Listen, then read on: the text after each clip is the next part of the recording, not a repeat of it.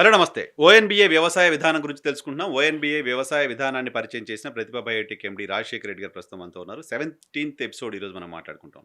17థ్ ఎపిసోడ్‌లో మొక్క జీవన చక్రంలో కార్బన్ పాత్ర ఏంటి అనేది తెలుసుకుందాం. కార్బన్ పాత్ర గురించి డీటెయిల్‌గా డిస్కస్ చేద్దాం. ఎలా అవసరం? ఎందుకు అవసరం? ఏ స్థాయిలో అవసరం కార్బన్ అనేది ఈరోజు మాట్లాడుకుందాం. సార్ నమస్తే. నమస్తే. మొక్కకు కార్బన్‌కు ఉన్న సంబంధం ఏంటి? కార్బన్ ఎంత అవసరం? మొత్తం దాని లైఫ్ స్టైల్‌లో కార్బన్ ఉపయోగం ఏంటి? ఇప్పుడు మనము మొక్క జీవన చక్రంలో ప్రాణాధార మూలకాలు గురించి మాట్లాడుకుంటున్నాము. హ్మ్. సో, గత ఎపిసోడ్‌లో మనం ఆక్సిజన్ గురించి మాట్లాడాము. హ్మ్. ఇప్పుడు రెండవ అత్యంత ప్రధానమైనటువంటి మూలకం కర్బనం గురించి మాట్లాడుకుంటున్నాం హ్మ్. ఈ ఎపిసోడ్‌లో మనం. హ్మ్. సో, ఈ కర్బనము మొక్క జీవన చక్రంలో హ్మ్. దీని పాత్ర వచ్చేసి 40% ఉంటుంది. 40% ఉంటుంది. అది 40%. 44 ఆక్సిజన్ 44. ఆక్సిజన్ 44 ఉంటే హ్మ్. కర్బనం యొక్క పాత్ర 40% ఉంటుంది. ఓకే. సో, అంత పాత్ర ఉంటుంది కర్బనం యొక్క పాత్ర. సో, అంటే మొక్క నిర్మాణమే కర్బనంతో జరుగుతుంది. హుహు. హుహు. మొక్క నిర్మాణమే కర్బనంతో జరుగుతుంది. ఓకే. అంటే అది ఈ కర్బనాన్ని మనోళ్ళు రైతులు మళ్ళా ఒకసారి గుర్తు చేద్దాం. ఈ మొక్కకు ఇక్కడ మనం చెప్పబోయే ఈ కర్బనం వచ్చేసి మొక్క భూమి నుంచి తీసుకోదు. హ్మ్. పగలు కిరణజన్య సంయోగక్రియ జరుగుతున్నప్పుడు గాలి నుంచి తీసుకున్న కార్బన్ డయాక్సైడ్ గ్రహించి కర్బనాన్ని తనలో ఉంచుకొని ఆక్సిజన్ బయటకు పంపుతుంది. అక్కడ తనలో ఉంచుకున్న ఆ కర్బనమే ఈ కర్బనం. ఓకే. ఓకే. సో, ఈ కర్బనమే మొక్క నిర్మాణానికి సహాయపడుతుంది. హ్మ్. మొక్క నిర్మాణం అంటే వేర్లు, కాండము, తర్వాత పక్క కొమ్మలు, ఆకులు, పువ్వులు, కాయలు ఇవన్నీ మొత్తం హ్మ్. దాని నిర్మాణంలో భాగాలు. హ్మ్. మొక్క నిర్మాణంలో భాగాలు. మన శరీర భాగాల్లాగే అవి గూడా. ఓకే. సో, ఈ ప్రతి భాగము నిర్మించబడాలంటే, హ్మ్. తయారవ్వాలంటే కర్బనం దానికి బేస్ మెటీరియల్. ఓకే. దానికి బేస్ మెటీరియల్. ముడి పదార్థం అది. ముడి పదార్థం. హ్మ్. సో, దాంతోనే ఇవన్నీ తయారవుతాయి హ్మ్. మొత్తం. హ్మ్. అంటే ఆహ్, పెరుగుతున్న కొద్దీ దానికి కర్బనం యొక్క అవసరాలు పెరుగుతుంటాయి. సైజు పెరిగే కొద్దీ. హ్మ్. మొక్క సైజు పెరిగే కొద్దీ కర్బనం యొక్క అవసరం పెరుగుతూ ఉంటుంది పెరుగుతూ దానికి. ఉంటుంది. ఆ! అంటే దాని నిర్మాణాన్ని పెంచుకోవడానికి. హ్మ్. అది ఎంత సైజు పెరుగుతుందో అంత కర్బనం దానికి అవసరం ఉంటుంది. హ్మ్. సో, తన నిర్మాణానికి మొత్తం కర్బనంతోనే నింపుతుందిది. ఓకే.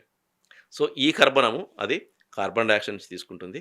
కార్బన్ డయాక్సైడ్ నుంచి తీసుకొని కర్బనాన్ని తనలో ఉంచుకొని ఆక్సిజన్ బయటకి పంపించిన తర్వాత పత్రహరితం అనేది ఒకటి ఏర్పడుతుంది. హ్మ్. ఇది బేస్ మెటీరియల్. పత్రహరితం అనేది ఒక బేస్ మెటీరియల్ అక్కడ. హ్మ్. అంటే మొక్కలో జరిగే ప్రతి జీవరసాయనిక చర్యకు బేస్ మెటీరియల్ పత్రహరితం. పత్రహరితం. ఈ పత్రహరితం మొత్తం కర్బనం ద్వారా తయారవుతుంది. ఓకే. తర్వాత వేరే మూలకాలు కూడా కలుస్తాయి దాంట్లో. వాటి గురించి తర్వాత చెప్పుకుందాము. హ్మ్. సో, ఈ కర్బనం అనేది ఆ పత్రహరితంలో ఎక్కువగా ఉంటుంది. అందుకే ఆకులు పచ్చగా ఉంటాయి. మనకు చూడడానికి ఆకులు ఆకుపచ్చ రంగులో ఉంటాయి. హ్మ్. తర్వాత ఈ పత్రహరితం ఏర్పడిన తర్వాత హ్మ్. అది ద్రవ రూపంలో ఉంటుంది. హ్మ్. మనకు వాయు రూపంలో ఉన్న ఆ కర్బనము హ్మ్. మొక్కలోకి ప్రవేశించిన తర్వాత హ్మ్. ఆ పత్రహరితం తయారైనప్పుడు అది ద్రవ రూపంలో ఉంటుంది హ్మ్. కర్బనం అక్కడ.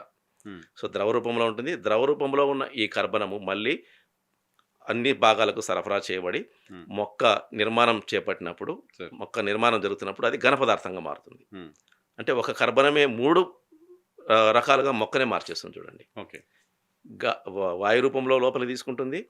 పత్రహరితమైన ద్రవ పదార్థాన్ని తయారు చేసుకుంటుంది. హుహు. తర్వాత దాన్ని మొత్తం అన్ని భాగాలకు పంపించి ఆ కొమ్మలు, మొక్కలైన ఘన పదార్థాలు. ఘన పదార్థాలుగా మారుస్తుంది. ఓకే. హ్మ్. ఘన పదార్థంగా మారుస్తుంది. అంటే 3 రూపాలుగా మార్చేస్తుంది కర్బనాన్ని. ఓకే. ఓకే. సో, ఈ కర్బనం ఏందంటే మొక్కలో తయారయ్యే ప్రతి ఆహార పదార్థం ఏదైతే ఉందో మనం చెప్పుకుంటుంటాం. హ్మ్. కార్బోహైడ్రేట్స్ అని, హ్మ్. ప్రోటీన్స్ అని, హ్మ్. విటమిన్స్ అని హ్మ్. ఇవన్నీ మనం చెప్పుకుంటాం గదా! హ్మ్. మనం తీసుకునే ఆహార పదార్థంలో ఇవన్నీ ఉండాలి అని. హ్మ్.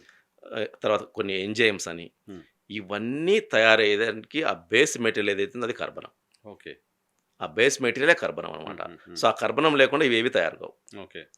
సో, మొక్క నిర్మాణము కర్బనంతోనే జరుగుతుంది. హ్మ్. ఏర్పడే మొక్కలో ఏర్పడే మనకు అవసరమైనటువంటి కార్బోహైడ్రేట్స్, ప్రోటీన్స్, విటమిన్స్, ఎంజైమ్స్ ఇవన్నీ ఉన్నాయి గదా! హ్మ్. సో, ఇవన్నీ తయారు కావాలంటే బేస్ మెటీరియల్ వచ్చేసి కర్బనం. ఓకే.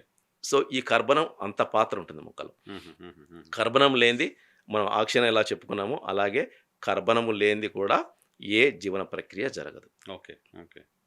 ఆక్సిజన్ తర్వాత కర్బనం పాత్ర అంతుంటుంది. హ్మ్. సో, ప్రతి జీవన ప్రక్రియలోనూ ఆక్సిజన్ ఉంటుంది. హ్మ్. కర్బనం ఉంటుంది. Along so, with that okay. 2 ఆ! ఉంటాయి. హ్మ్. అందుకే మనం ప్రాణాధార మూలకాలు అని మనం అవును. చెప్పుకున్నాం పెట్టుకున్నాం. గదా! హ్మ్. అందులో ఇప్పుడు 2 ఒకటి రెండోది. ఆక్సిజన్ గురించి మాట్లాడాము. ఇప్పుడు రెండోది కర్బనం గురించి మాట్లాడుతున్నాం. హ్మ్. సో, తర్వాత మాట్లాడేటప్పుడు కూడా మనకు మళ్ళీ ఈ 2 వస్తాయి. హ్మ్. సో, ఇక్కడ ఆక్సిజన్ గురించి చెప్పుకున్నాము. దాని హ్మ్. పాత్ర గురించి. ఇప్పుడు హ్మ్. కర్బనం. ఓకే. సో, ఈ 2 లేకుండా హ్మ్. అసలు ఏ ప్రక్రియ జరగదు ఓకే. హ్మ్. మొక్కలో. ఓకే. ప్రతి జీవన ప్రక్రియలోనూ ఈ 2 తప్పనిసరి ఉంటాయి. హ్మ్. సో, అలా ఉండటం వల్లనే అన్నీ ఏర్పడతాయి మనకు. హ్మ్. ఈ ప్రోటీన్స్, విటమిన్స్, ఎంజైమ్స్, కార్బోహైడ్రేట్స్ అన్నీ హ్మ్. దాని వల్లనే ఏర్పడతాయి. ఓకే. సో, అంత ఆ నిర్మాణంలో మొక్క నిర్మాణంలో ఇచ్చే దిగుబడులలో ప్రతి దాంట్లోనూ ఈ కర్బనం ఉంటుంది. హ్మ్. సో, ఈ కర్బనం లేనిది అసలు మొక్క లేదు. ఓకే. ఆక్సిజన్ లేకుంటే మొక్క ఎలాగో లేదో, ఈ కర్బనం లేనిది కూడా మొక్క లేదు. లేదు. ఓకే. కాబట్టి కానీ ఈ కర్బనం ఏందంటే మనం అందించట్లేదు. హ్మ్. హ్మ్. హ్మ్. ఈ కర్బనాన్ని మనం అందించట్లేదు. ఈ కర్బనాన్ని ఒకవేళ సృష్టి ధర్మం ప్రకారం మన కర్మగాలి మన కింద నుంచి అందించాల్సి వచ్చింటే హ్మ్. వ్యవసాయం అంతరించిండేది. అంతే కదా! మొక్కే లేదింక. ఆ! మొక్క స్ట్రక్చరే లేదింక. అంత కర్బనం మనం ఎక్కడి నుంచి తెచ్చిస్తాం? హ్మ్. ఎక్కడుంది? ఎక్కడుంది? ఓకే. దానికి కావాల్సినంత కర్బనం మనం ఎక్కడి నుంచి తీసుకొచ్చిస్తాం హ్మ్. భూమిలో అందించాలంటే? హ్మ్. అందుకే చెప్పేది మనం కింద ఇచ్చే సేంద్రియం పైన మొక్క తీసుకోదు. కర్బనాన్ని పైన మొక్క తీసుకోదని చెప్పేది అందుకే. హ్మ్. అంత నిర్మాణానికి దానికి కావాల్సినటువంటి కర్బనము మనం ఇవ్వలేం గూడా అసలు. ఇవ్వలేము కూడా. ఇంపాసిబుల్. అది సాధ్యమే కాదది. హ్మ్. సో, అది సృష్టి ధర్మం ప్రకారము దానికి గాలి నుంచి కార్బన్ డయాక్సైడ్ తీసుకొని అక్కడి నుంచి కార్బన్ తీసుకోవాల్సి ఒక సృష్టి ధర్మం నుంచి దానికి లభించింది కాబట్టి మనం బతికిపోయినాం. హ్మ్.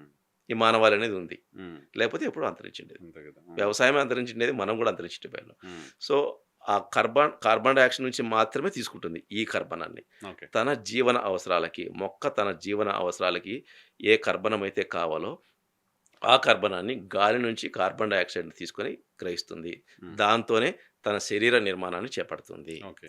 దానితోనే తనలో అనేక రకాల జీవన ప్రక్రియలని ఆక్సిజన్‌తోను, హైడ్రోజన్‌తోను కలిపి జేస్తుంది. ఓకే. సో, ఈ 3 ప్రాణాధార మూలకాలు. హ్మ్. సో, ఆక్సిజన్ లేకుండా మొక్క జీవనం లేదు. హ్మ్. అలాగే కర్బనం లేకుండా మొక్క జీవనం లేదు. హ్మ్. సో, నిర్మాణమే కర్బనంతో నిలబడి ఉన్నప్పుడు హ్మ్. దాని యొక్క ఇంపార్టెన్స్ ఎంతుందో మనకు అర్థమైతది. హుహు. కానీ ఈ కర్బనము కింద నుంచి తీసుకోదు. తీసుకోదు. వేరు నుంచి తీసుకోదు. హ్మ్. గాలి నుంచే ఆకుల ద్వారా తీసుకొని హ్మ్. పత్రహరితాన్ని ఏర్పరచుకుంటుంది. ఆ పత్రహరితమే అన్ని జీవన ప్రక్రియల్లోకి అది డిస్ట్రిబ్యూట్ కారణమవుతుంది. అయిపోతుంది. బేస్ మెటీరియల్‌గా ఉంటుంది. హ్మ్. సో, కర్బనం అనేది మొక్కకి ఒక బేస్ మెటీరియల్. ఓకే. నిర్మాణానికి కావాల్సినటువంటి సిమెంట్. ఒక ఇసుక. సిమెంట్ ఇప్పుడు మనం సిమెంట్‌లో గోడ ఇసుక. కట్టడానికి ఎట్లా ఒక బేస్ మెటీరియల్ అని మనం అనుకుంటామో, హ్మ్. అలాగే కర్బనం అనేది హ్మ్. అలాంటి ఒక బేస్ మెటీరియల్ అన్నమాట అది. ప్రధానమైనటువంటి ఒక మూలకం అది. హుహు. కాబట్టి ఈ కర్బనం లేకుండా మొక్క జీవనం అనేది లేదు. హ్మ్. ఆక్సిజన్ లేకుండా లేదు. అలాగే కర్బనం కార్బన్ లేకుండా లేకుండా లేదు. కూడా లేదు. హైడ్రోజన్ లేకుండా లేదు. హ్మ్. అందుకే ఈ మూడింటిని ప్రాణాధార ప్రాణాధార మూలకాలు అని మూలకాలు అంటారు. మనం ఉచ్చరించడం జరుగుతుంది. ఇప్పటివరకు ఈ పదాన్ని ఎవరు వాడట్లేదు. హ్మ్. హ్మ్. హ్మ్. మనం చెప్పుకున్నాం గత ఎపిసోడ్‌లో. అవును. ప్రథమ పోషకాల నుంచి అందరూ మొదలెడుతున్నారు. హ్మ్. కానీ మొక్కకు ప్రాణాధార మూలకాలు 3 ఉన్నాయి. 3 ఉన్నాయి. వాటి విలువ తెలుసుకున్నప్పుడే మనం వ్యవసాయాన్ని సక్రమంగా చేస్తాం. భయంతో చేస్తాం అని హ్మ్. మనం చెప్పుకున్నది. ఓకే. ఈ కర్బనం మొక్కకు రాకుండా చేయడం కోసం రైతులు చేస్తున్న తప్పులేమైనా ఉన్నాయా? లేదు. ఇక్కడ కర్బనాన్ని మనం ఎక్కడ ఆపట్లేదు. హ్మ్. కార్బన్ విషయంలో మాత్రం మనం ఎక్కడ ఆపట్లేదు. హ్మ్. కాపోతే మొక్క శ్వాసక్రియ జరిపినప్పుడు ప్రకృతిలో ఉన్నటువంటి ఈ పొల్యూషన్ ఏదైతే ఆల్రెడీ మొత్తం వాతావరణ కాలుష్యం జరిగిందో, ఆ ఇంపాక్ట్ మొక్క మీద ఉంటుంది. హ్మ్. సో, దానికి రైతేమి పొల్యూషన్ చేస్తున్నాడనేది మాత్రం మనం చెప్పడానికి లేదు. హ్మ్. పరిశ్రమల కాలుష్యము ఇదంతా ఉంటుంది. హ్మ్. మనం శ్వాసక్రియ తీసుకున్నా కూడా ఆ అంతే కదా! కలుషిత వాయువుని మనం తీసుకుంటున్నాము. ఇప్పుడు అలా కలుషితమైన వాయువునే మొక్క కూడా తీసుకోవాల్సొస్తుంది. హ్మ్. కానీ ఆ కార్బన్ డయాక్సైడ్ తీసుకున్నప్పుడు ఈ కలుషితాలు కూడా మొక్కలకి ఎంటర్ అవుతాయి. హ్మ్. మనం తీసుకున్నప్పుడు ఎట్లా అవి గూడా అన్నీ ఎంటర్ అయిపోయి, ఆ స్మోకు, పొగ ఇవన్నీ ఎంటర్ అయిపోయి, దుమ్ము, ధూళి దాన్ని మనం ఆపలేం ఇంకా. ఆ! హ్మ్. దాన్ని మనం ఆపలేం. హ్మ్. అంటే వాతావరణ కాలుష్యంకి రైతు మాత్రం కారణం కాదు. రైతుగా చేస్తున్న తప్పులేం లేవు. తప్పులేం లేవు. సో, మొక్క కార్బన్ కర్బనం డయాక్సైడ్ తీసుకోదు. అయితే దానికి సహజంగా అందుతుంది. కాకపోతే వాతావరణ కాలుష్యం అనేది ఉంది. అది తగ్గితే ఇంకా స్వేచ్ఛగా మొక్కలు వెదుగుతాయి. మొక్కలు కార్బన్ పెరుగుతాయి. ఎక్కువ ఆ! తీసుకుంటాయి. ఆ ఇంపాక్ట్ ఉంటుంది. వాతావరణ కాలుష్యం అనేది మొక్క మీద మన మీద చూపినట్లే ప్రతి జీవి మీద చూపుతుంది. అలాగే మొక్క మీద చూపుతుంది. సో, దానికి రైతు బాధ్యుని చేయలేం మనం. రైట్. ఖచ్చితంగా చేయలేం. రైట్. సో, ఈ కర్బనం స్వేచ్ఛగానే మొక్కకు అందుతోంది. హ్మ్. సో, మొక్క నిర్మాణం మొత్తం జరగాలంటే కర్బనం ఉండాల్సిందే. ప్రతి జీవన ప్రక్రియలోనూ ఆక్సిజన్, హైడ్రోజన్‌తో పాటు ఈ కర్బనం కర్బనం ఉండాల్సిందే. పాల్గొంటుంది. హ్మ్. సో, మొక్కలో మనకు ఆహ్, ప్రోటీన్స్, విటమిన్స్, కార్బోహైడ్రేట్స్, ఎంజైమ్స్ ఇవన్నీ ఏర్పడాలంటే ఆ కార్బన్. ప్రతి దానికి బేస్ మెటీరియల్ ఈ కర్బనం. కర్బనం. అవన్నీ ఏర్పడాలంటే కర్బనం సో, కావాల్సిందే. ప్రాణాధార మూలకం. ఇదొక ప్రాణాధార మూలకం. ప్రాణాధార మూలకం ఎందుకయింది అనేది రైతులు ఇవంతా తెలుసుకుంటే అర్థమవుతుంది వాళ్ళకి. అర్థమవుతది. అంటే హ్మ్. ఆక్సిజన్ తర్వాత కర్బనం యొక్క పాత్ర అంత ఉంది. హ్మ్.